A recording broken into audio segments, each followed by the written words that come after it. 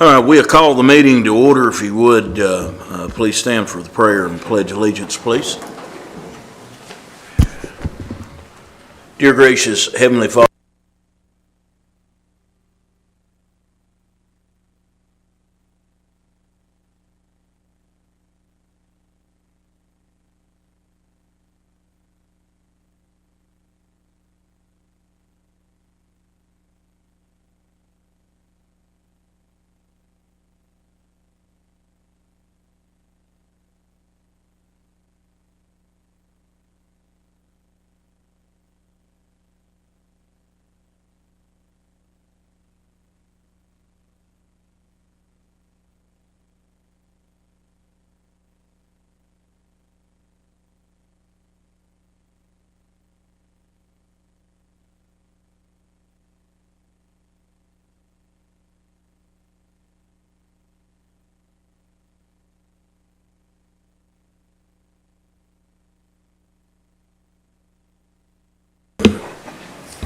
thank you, Chief Dow.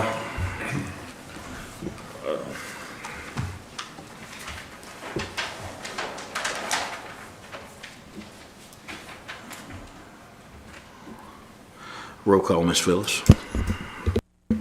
Alderman Clough. Present. Alderman Dale. Present. Vice Mayor Dotson. Alderman Elder. I'm here. Alderman Langford. Here. Alderman Linder. Here. All present except Vice Mayor Dotson. Thank you, Ms. Looper. Need a motion to approve the minutes of last month's meeting. So moved. Motion made by Alderman Dale. Is there a second? I'll second. Second by Alderman Bill Linder. Any discussion? All for the motion, let it know by saying aye. Aye. All opposed, like sign. Motion pass. Any additions or deletions to the agenda? Motion to approve. Motion made by Alderman Dale to approve the agenda as is. Is there a second? Second. Second by Alderman John Clough. Any discussion? All for the motion, let it know by saying aye. Aye. All opposed, like sign. Motion pass. We have no old business today. Under new business, we have downtown revitalization, Mr. Gene Gant, Ms. Shannon Cantrell, and Mr. Ray Evans. Ray's supposed to be on Zoom. I guess he'll Zoom in here in just a minute. Take it away, Gene. I think Ray's not going to make it on Zoom. Oh, he's not? Okay. I don't think so. He sent me a report. All right, several things to go over. First thing is report on our projects that Mr. Evans sent me a report on. The multimodal access grant, which is Broad and Main Sidewalks project. The final right-of-way document's been submitted to TDOT. We expect a notice to proceed with construction sometime between now and the next Alderman meeting.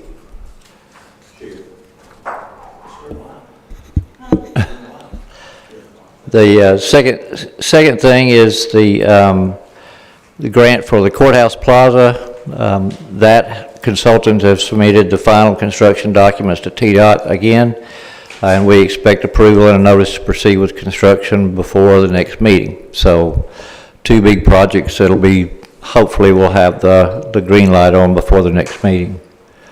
The Appalachian Regional Commission grant, which is South Church Street, has received a notice to proceed with construction from the ARC, and bids for reconstruction going to be received on June 26th. So that's the Church Street project.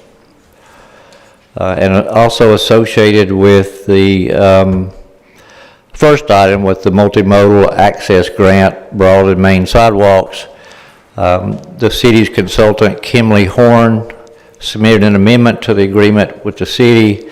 The amendment includes construction inspection service and the preparation of easement legal descriptions in the amount of $165,000, and Mr. Evans made a recommendation to approve that.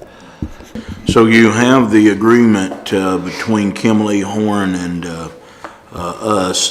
This is all kosher, and we recommend it to go ahead and sign this so we can begin the process and no longer not delay it any longer than necessary.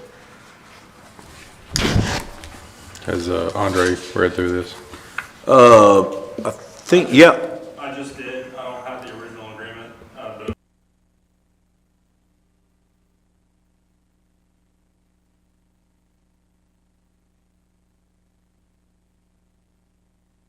as long as you guys are in agreement. Yeah, and you did the easements on this too, didn't you? Is this the project? Yeah, okay.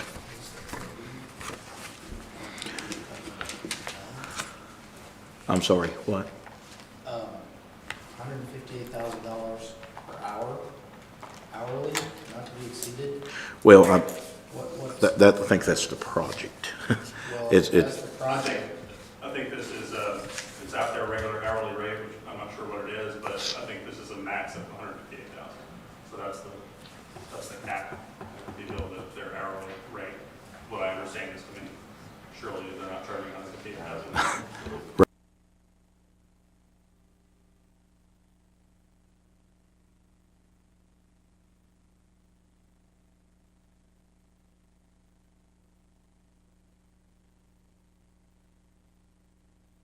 Right, I think that we can approve it with that being, with that not being $158,000 an hour. Right, I would think, I would make a motion to approve this. with the exception of the $158,000. I think that's a typo, but, Clarify, hopefully that is a typo, yes. right. Okay, there's a motion to approve it with the exception of that 158, which I think is a typo, $158,000 an hour. I don't know anybody that makes that kind of money, but good luck if they do. There's a motion and a second. Is there a second? Motion made by Alderman Clough. Is there a second? Second. Second by Alderman Dale. Any discussion?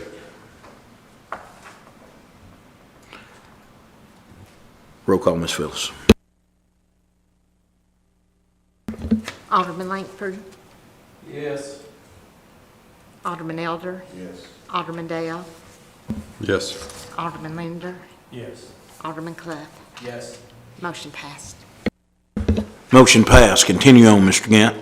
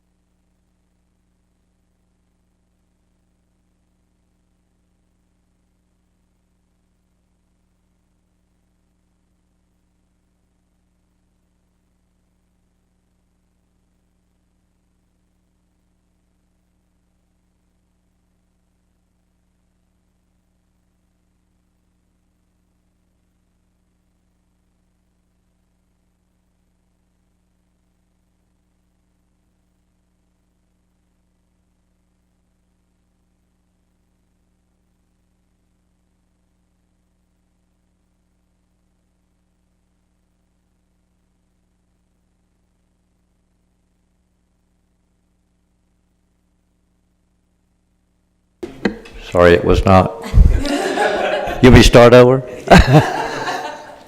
Summerfest, Live in Livingston project. That'll be August the 12th. And we'll have 3 major groups there. Stacy Metchart, Janelle Arthur, and the group Legacy. This year, we're trying something a little different, and there will be tickets to get in. Trying to make it a little more self-sufficient, and there will be beer and wine tasting there, so it will be 21 and up for this particular event. It'll be craft breweries and wineries from around the Upper Cumberland will have their stuff there. The $20 gets a 4-ounce cup, and you can do wine tastings and beer tastings, that kind of thing, during the concert. And to get tickets, we're going to have them online. They're $20. CentralParkLivingston.com. At the door, the tickets will be $25. They'll be a little bit more. We have somebody lined up to take care of that for us as well. Any questions on that one? This will be a big event that goes on from 4 to 9 p.m. too, so it's a long event. Also, we've discussed having another concert. We're in the planning stages for another one, but this one took a while to put together because it was such a large project with different groups, that kind of thing. And that's all I have. Thank you, Mr. Gant. Ms. Cantrell?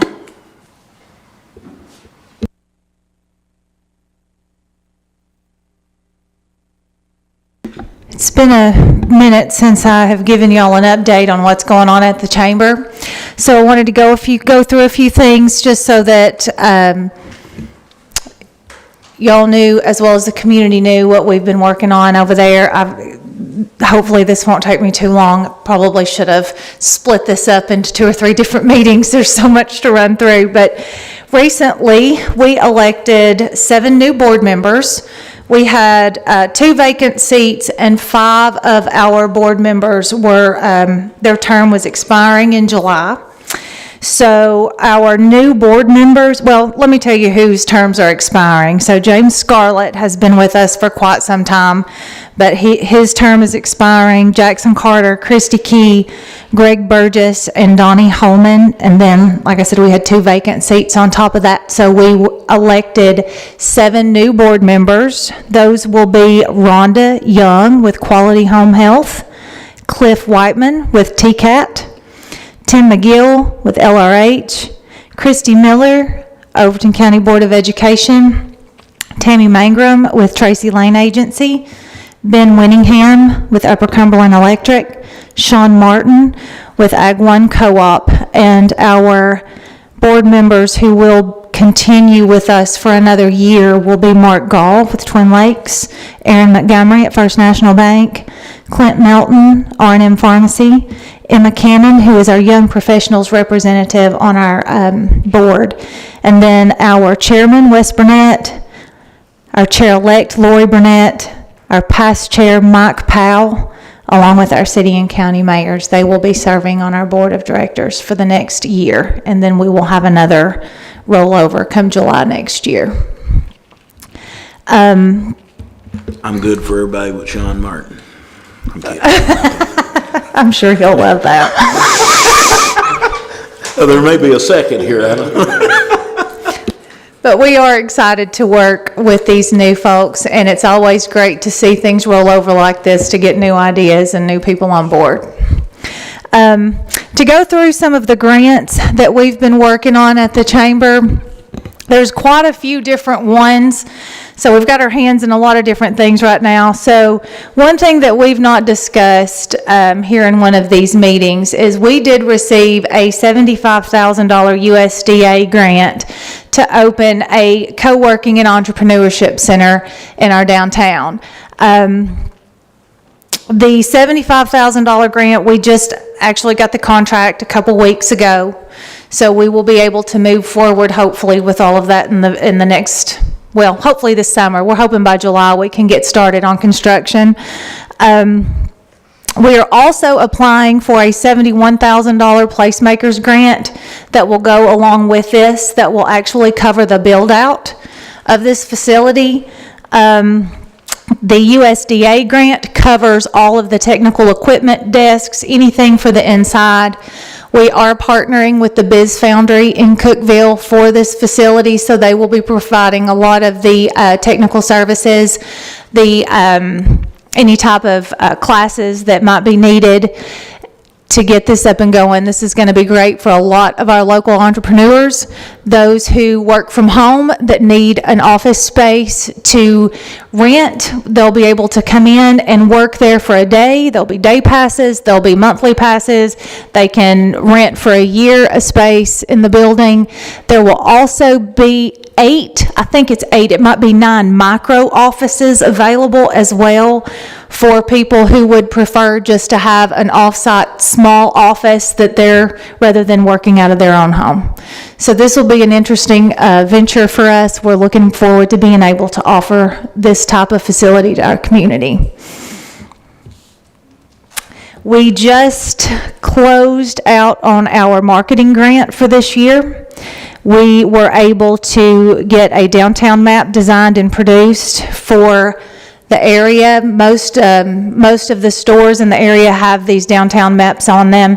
It's just basically a trifold map of our downtown square listing all of the businesses and where they're located, along with Central Park and various other stores. We did a tourism video for Pioneer Days, Halloween, and Christmas in the Country. And we will be putting all of those on our YouTube channel soon and use them to promote our events upcoming. Also, we had talked about our $100,000 downtown improvement grant that we received from the Main Street, from Tennessee Main Street. Those award letters have been emailed to the recipients. We had a group of 4 outside communities come in to help us to choose these. There were too many conflicts of interest in the group. So we had Hope Vargas with Jackson County Chamber, Jacob Rosenbaum from Fentress County Chamber, Matt Billings with Highlands Economic Partnership, and Rafferty Cleary with the Town of Monterey come in to make the selections on those grants. We had 7 of our downtown businesses who applied received funding for their facades of their buildings. JD's, Sassafras, Speck Funeral Home, Overton Department Store, E.B. Gray, Livingston Furniture Company, and then Austin Dotson and Levi Crowder's building down on South Church. All of those received funding to do some sort of improvements to their building. There'll be some really, really great facade improvements going on soon.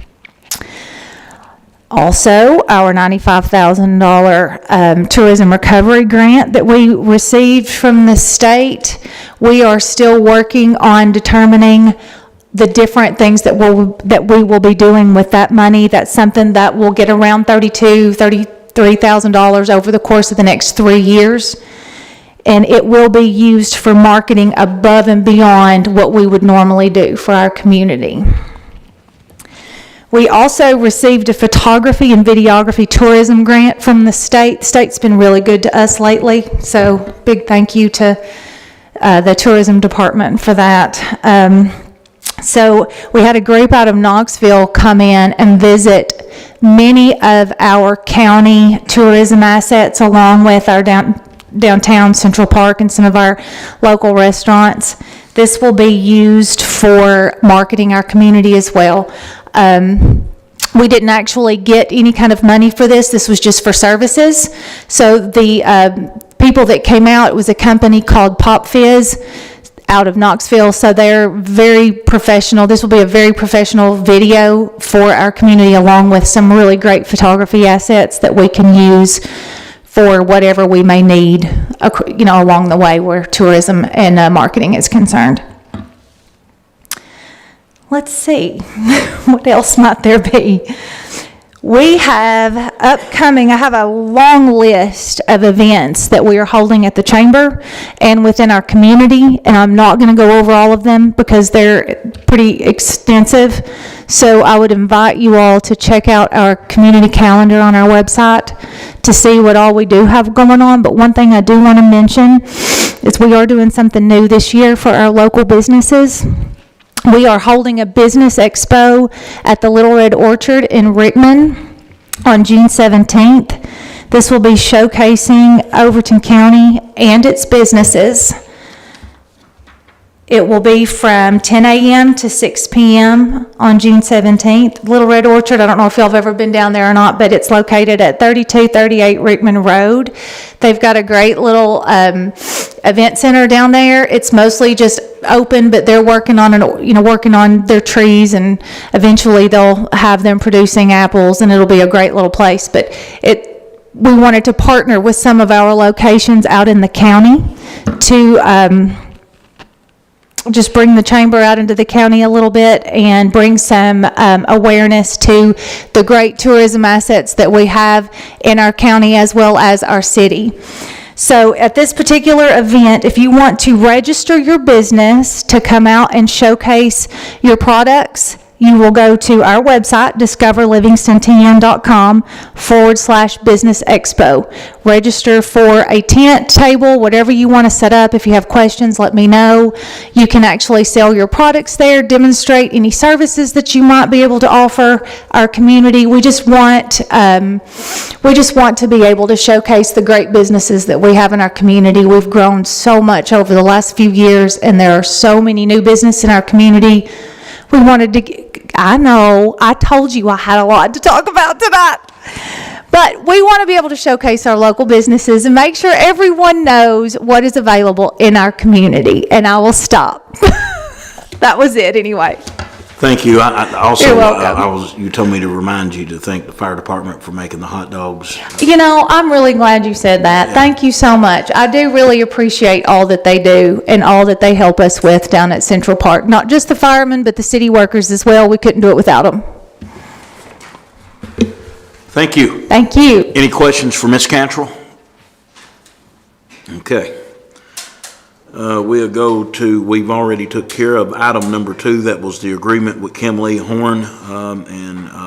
So we'll go to item number 3, natural gas update. Mr. Alan Lingerfeld.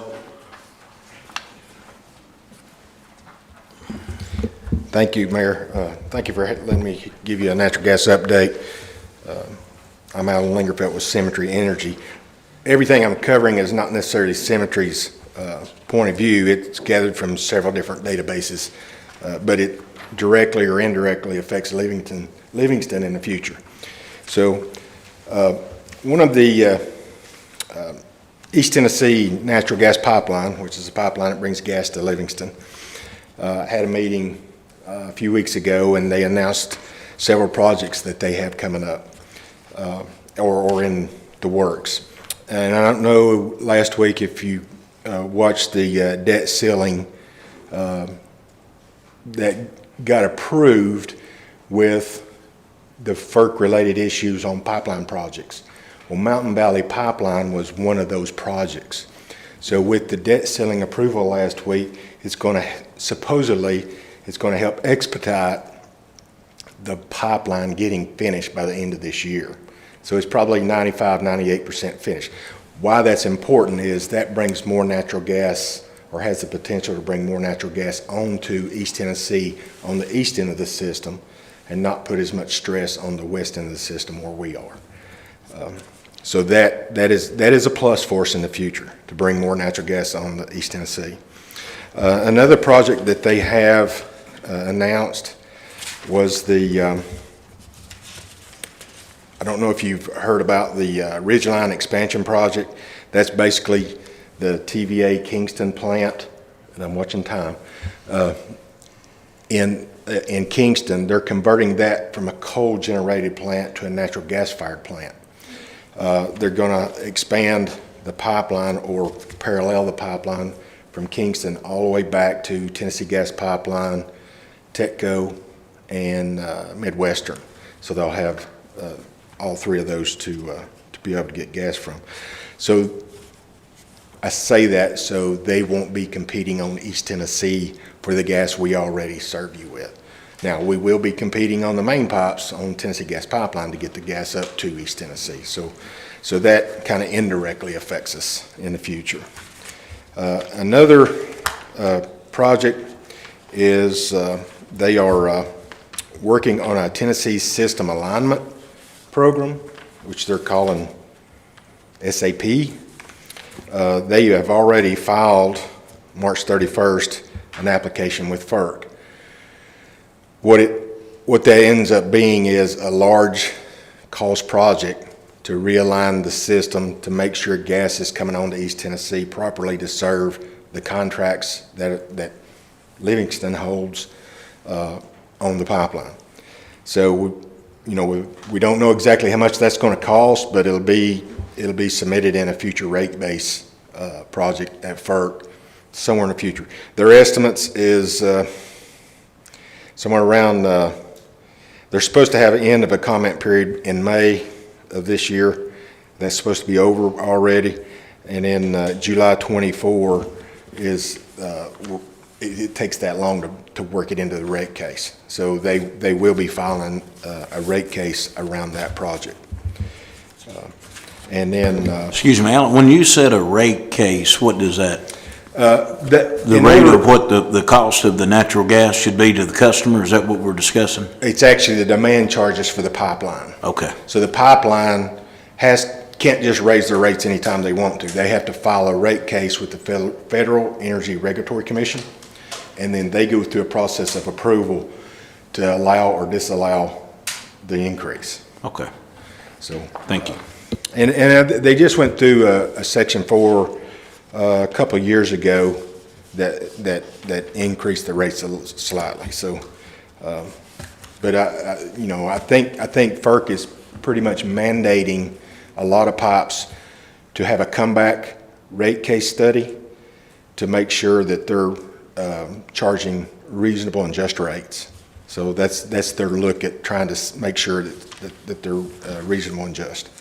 So the good news is natural gas prices are down off of the highs of last summer and last winter. So we're being able to take advantage of those, partly due to a warm end of the winter. It was warm weather, didn't use a lot of gas, didn't have to use a lot of national storage. So national storage is tracking right now about 18% above the 5-year average, which puts less demand on the supply in the market. So the market's supplied well right now. The only thing that would probably change that is if it turns extremely hot in July and August, that demand goes up so that they take up the supply surplus. Which means there's plenty of gas. Yes, plenty of gas, and hopefully pipeline projects gets approved to bring that gas to market. So that's the drawback right now is the pipelines can't get built fast enough to bring the gas to the market to whoever needs to burn it. So, but it is in a good situation. Supply, a lot of natural gas, and it's at a low cost right now. So overall, the market is pretty much balanced because of that. There's anytime you have volatility in commodities like this, it doesn't take much to make it go up, and then it'll come back down. So luckily, it'll spike and come back down. So we are in a good market right now to take advantage of rates, and the projections are looking like gas costs this year should be less than what you paid last year. So, but we'll see what happens in year 24 with those changes I just mentioned. So. Thank you, Alan. I appreciate that report. Has anybody got any questions for Mr. Alan Lingerfeld? Okay, hearing none. Thank you very much for coming in. Appreciate the report. Item number 4, we have Mr. Matt Billings from the Highlands of Tennessee. Come on up, Matt. Hello, how's it going? Are we good? All right. Well, I'd like to thank you guys for having us on the agenda. Wanted to kind of come up today and update you guys on some of the things we've been doing over the last 6 months or so. So, as you all know, our 4 core initiatives at the Highlands Economic Partnership are to raise the median household income, fill open jobs, bolster a workforce pipeline, and bring new businesses to the Highlands region that don't cannibalize the existing workforce. And we do that through our efforts in workforce development, economic development, and legislative advocacy. So I just wanted to come and kind of bring a couple updates over what we've been up to. So over the last 6 months, our team has hosted multiple career exploration efforts with K-12 education partners in all 4 counties. We've hosted multiple job fairs and supported the CTE efforts of all of our education partners across the Highlands region. Through our efforts on the CTE job fair, we had 110 ready-to-work seniors attend the event. And out of the event, we were able to capture 41 interviews that was scheduled on the day of. And we were super glad, too, to have some representation from Overton County. We've had a great partner in Overton County Schools and Leslie Riddle in that regard as well. So that was super good to have everybody out and get some support that way. So really, kind of looking into the 2023-2024 academic year, we're going to keep ramping these efforts up with the job fairs, career exploration bit, and everything. So we're very excited about that. So 8th grade career fair is going to be totally transformed this year versus that of years previously. Students are going to have a hands-on learning experience in our 8 industry clusters that we've identified. And students that participate in the event will follow up on the backside where they'll give a 1 to 2 minute presentation to the rest of their class on what they want to be when they grow up. We'll be able to measure this data in a big way to be able to capture and filter the students' interest to our industry partners so that we can continue to create a workforce in the future. We're also proud to announce that our team is co-authoring a book called Oh, the Places You Can Work that highlights our 8 industry clusters in poetry form, like a children's, like Dr. Seuss type book. While allowing the students at a very young age to know what it means to work in different industry clusters of our region. We've been facilitating industry roundtables as well, where we discuss with our existing industry the workforce interests of the future and overall climate of our industry sectors. With over 60 institutions that create an extremely collaborative discussion about the obstacles that are faced in the advanced manufacturing, banking, and finance industries. Our next one is for construction, and that'll take place in the last week of June. Looking forward, our team is ramping up at efforts that fill open jobs through our programs such as the Highlands Training Center, which focuses on reskilling and upscaling individuals that are at or below the poverty line, as well as our Career Fest efforts that affected over 900 lives in November of 2022. We couldn't be prouder of the impact that our nonprofit organization is having for all 4 of our partner counties, and again, this would not be possible without the support of Livingston. So we really appreciate you guys. We want to keep ramping up everything we're doing in regards to economic development, career exploration, workforce development. And any questions you might have, regarding things we've been up to or things we're planning on doing, be glad to take them. Thank you, Mr. Billings. Any questions for Mr. Billings? All right, you did a super I sure job. appreciate you guys' time. Thank you. Thank you for coming up. Item number 5, fire coverage fee scale, Chief Dow.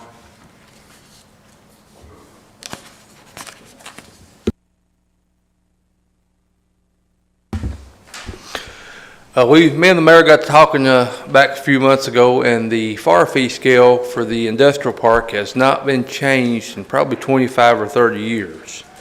So we felt like the fee that was being paid with them was excessively low, so we've come up with a small upgrade in it to try to recoup, at least maintain when we respond out there, that we're not losing money for the response out there. And these prices would be for the year.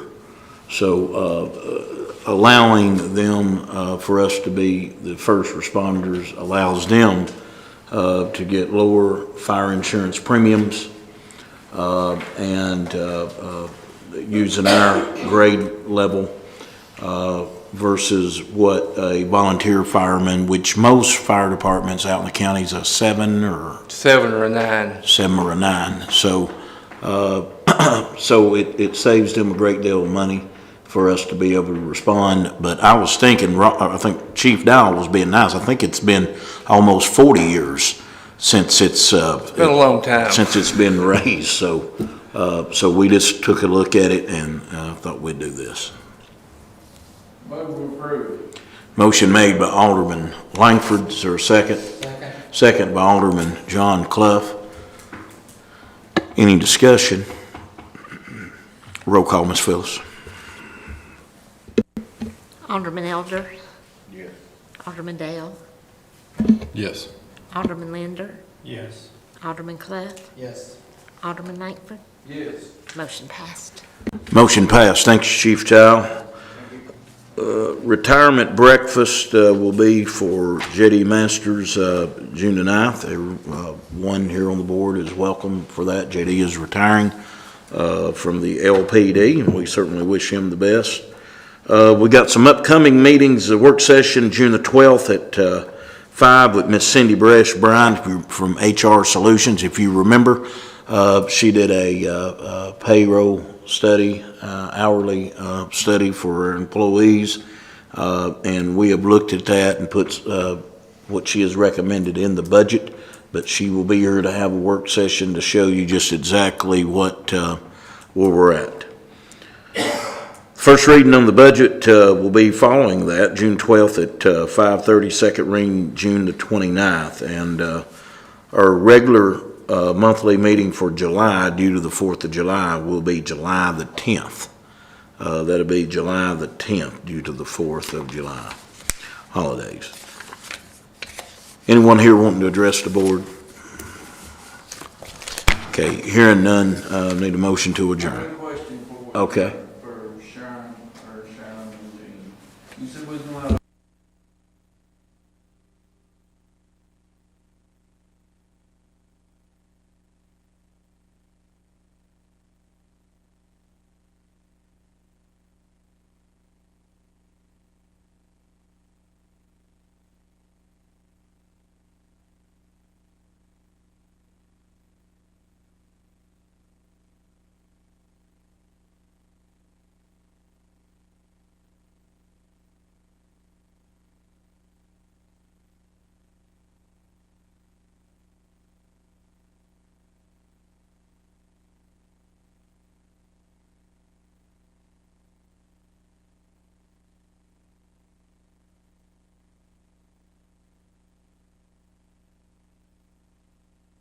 Understood.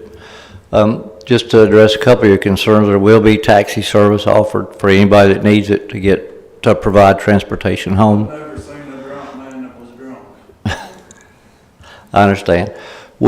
This is not the kind of, I've got a question for our attorney. Are they any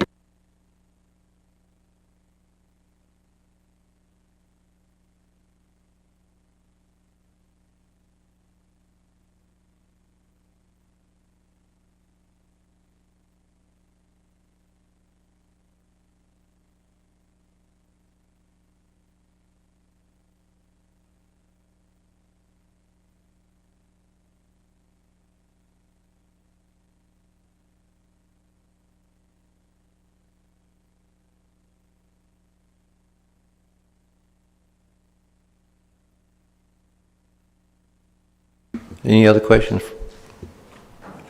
In regards to this, will there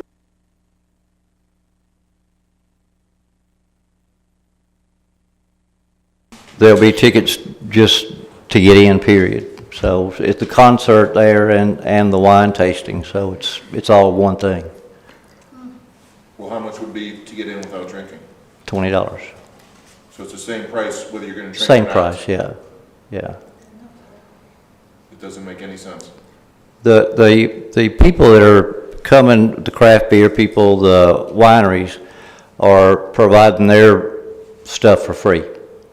So it's a tasting. You get a 4-ounce cup. You don't get a lot. It's not going to be a ball game going on so that, people are going to get too drunk, I think. But, yeah, it's the same price. It's the concert and the wine tasting.